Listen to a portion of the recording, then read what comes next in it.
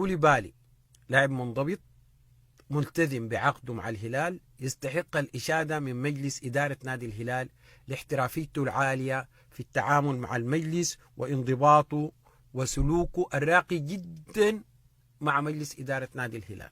هذه هي تصريحات الأمين العام لنادي الهلال الدكتور حسن علي عيسى اللي حنناقشها في الفيديو اليوم. معكم خالد عز الدين ونقول بسم الله الرحمن الرحيم. نبدأ.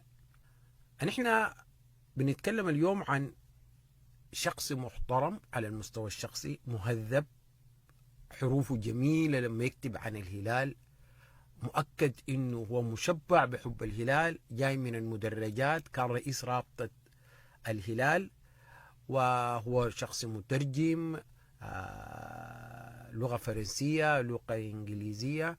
على المستوى الشخصي وعلى السيرة الذاتية هو شيء طبيعي جدا متوقع انه يكون الامين العام لنادي الهلال، ولكن واضح جدا انه الخلاف الكبير ما بين منصب اداره نادي الامين العام لنادي الهلال ورئيس رابطه المشجعين، يعني الدكتور حسن العيسى ما قادر يخلع عباءة المشجع الى الان ويتعامل مع هذا المنصب، بالاضافه لاشياء كثيره محيطه به ممكن نتكلم عنها بالتفصيل في فيديو آخر، لكن الليلة حنركز على تصريحاته وعلى عدم تصريحاته في الوقت المفروض هو يصرح فيه. نتكلم عن عدم التصريحات. أول حاجة، دكتور حسن علي عيسى المختار بجمعية عمومية وانتخابات بينتمي لجمهور جابه استقال من مجلس الهلال في فترة من الفترات ورجع دون أن يوضح أسباب الاستقالة أو العودة، ثم ترشح للاتحاد السوداني تاركا منصب الأمين العام لنادي الهلال ليكون عضو في الاتحاد اللي هو أصلا 90% ما كانوا 99% من عضويته مريخاب.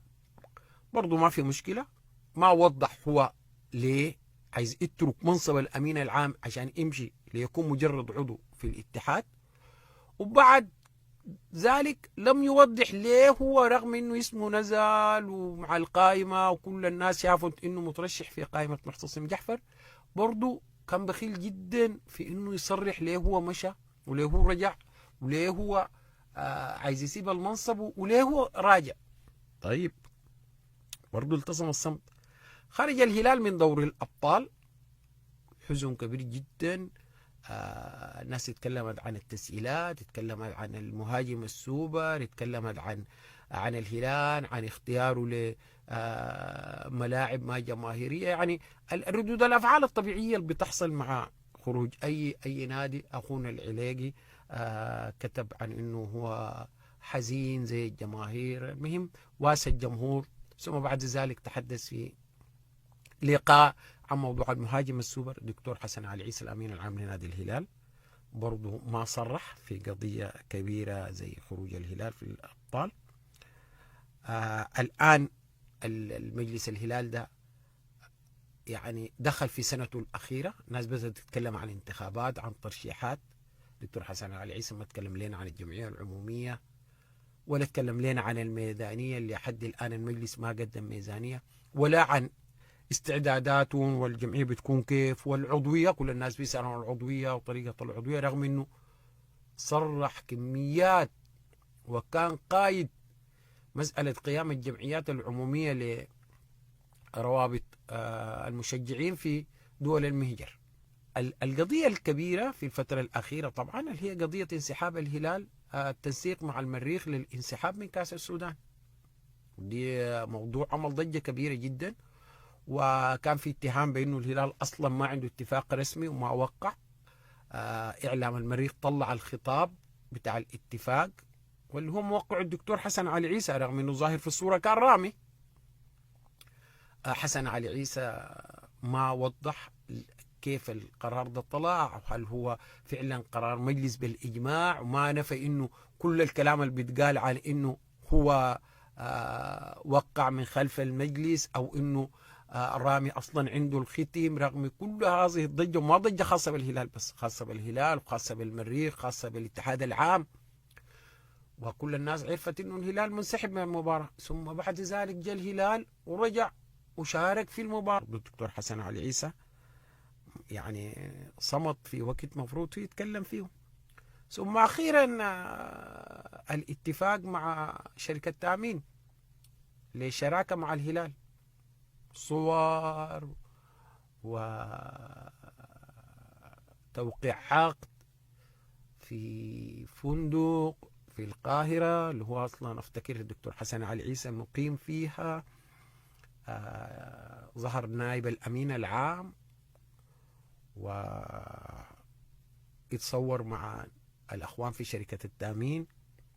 ثم ناس يتحدثوا، طبعا ما في شيء رسمي، الناس يتحدثوا عن انه شركة التأمين حتكون شراكة مع الهلال وحتعالج منتسبين نادي الهلال بما فيهم دكتور حسن علي عيسى، وبتعالج اللاعبين وبتأمن يعني تفاصيل محتاجة للشرح. وده طبعا عقد بتاع شراكة او رعاية لحد ما نشوف الفرق بين الشراكة والرعاية شنو، مع العلم انه نادي الهلال عنده شركة مسؤولة عنها اللي هي اوت اوف ذا بوكس، هي اوت اوف ذا بوكس مسؤولة عن كل التعاقدات. الهلال برضه دكتور حسن علي عيسى ما طلع لا ورانا الحاصل شنو للشركة السابقة ولا ورانا الحاصل شنو مع الشركة مع التعاقد ده واللي هو بعيد منه كده. ثم الآن في قرار بتولي الأخ عمار الزبير منصات إدارة منصات الهلال.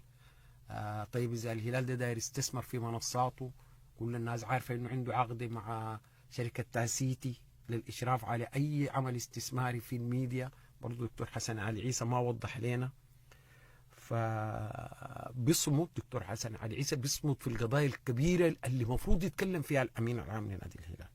ثم بيصرح في يعني في أشياء خفيفة بتاعت قطاع رياضي بتاعت لاعبين، والتصريحات ذاته بتكون نفي وردود على اعلاميين وكده، يعني ما حاجه اساسيه بتاعت منصب ثقيل. يعني اخر تصريح له تقريبا كان برضه نفى فيه انه الهلال ما حيجدد مع فلوران، وقال انه فلوران حيقود الهلال في دور النخبه، ثم بعد ذلك عقده حينتهي والمجلس حيقعد عشان يقيم عقده. برضه ده كان تصريح غريب جدا، لانه اصلا هو مدرب معاك يعني وعقده ماشي منتهي، فانت اصلا المفروض تكون قررت بانه مستمر او غير مستمر، لانه اصلا استمراريته ما مرتبطه بدور النخبه، يعني انت ما مدرب جديد جاي تختبره. فده كان امر غريب، وكان المفروض يكون تصريح ده فيه قرار انه الهلال حيجدد لفلوران وما حيجدد، وفعلا كان في قرار صادر. واضح انه دكتور حسن علي عيسى يا هو كان عنده تكتيك في التصريح ده، او ايا كان تكتيكه ما مناسب، او هو كان مغيب، لانه الوقت ذاك فعلا رئيس نادي الهلال وشام الصوبا زي ما نحن كتبنا وغيرنا كتب اجتمع مع ريجي كام واتفق معاه في الاتفاق الاول قبل ما تحصل التطورات الاخيره.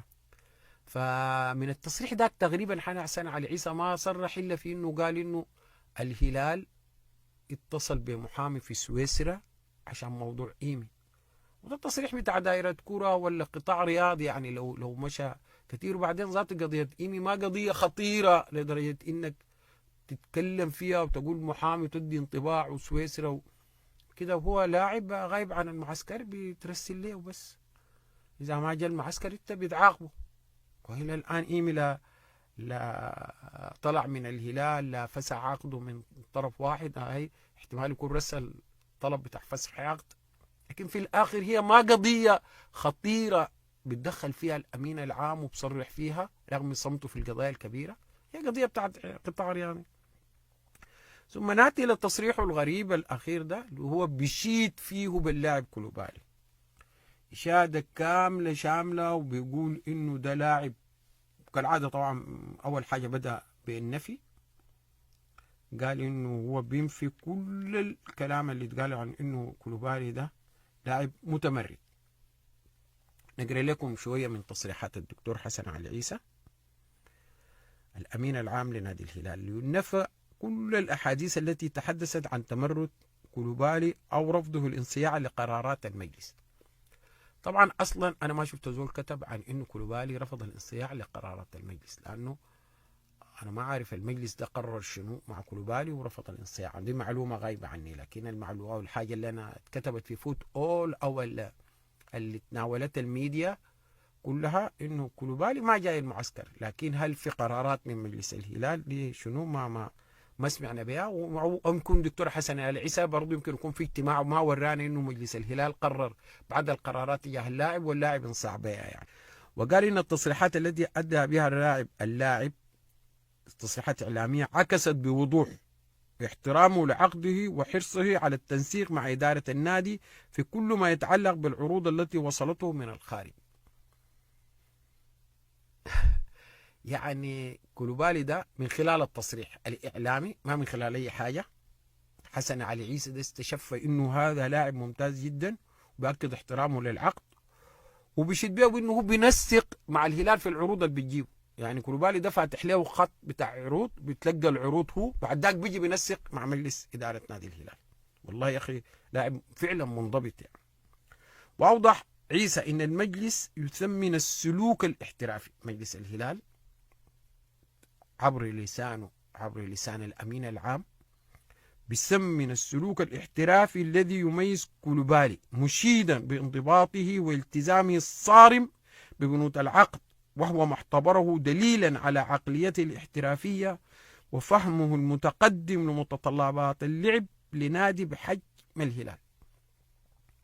واضح جدا من كلام دكتور حسن آل عيسى دي انه في عقد بين كولوبالي والهلال بيديه الحق في انه ما يشارك في معسكر الهلال، وانه يتفاوض ويكتب في صفحته الرسمية بانه هو بيبحث عن عرض افضل ووضع افضل من الهلال، وانه بهذا الامر هو لاعب ملتزم تماما ببنود العقد، وانه هو يعني لاعب في قمة الاحترافية. وحقيقة كولوبالي بيستحق مننا الأسف والاعتذار. احنا مفتكرين انه عقده مع الهلال ده بيلزموا بانه يجوا المعسكر، لكن واضح انه عقده مع الهلال غير ما نحن فاهمين. فبنقدم عذرنا لكولوبالي وبنقدم عذرنا للدكتور حسن علي عيسى، وبنتمنى انه برضو الدكتور حسن علي عيسى يوضح بالتفاصيل، برضو ممكن نحن نكون زعل منه ما حصل في كل القضايا اللي هو صمت فيها.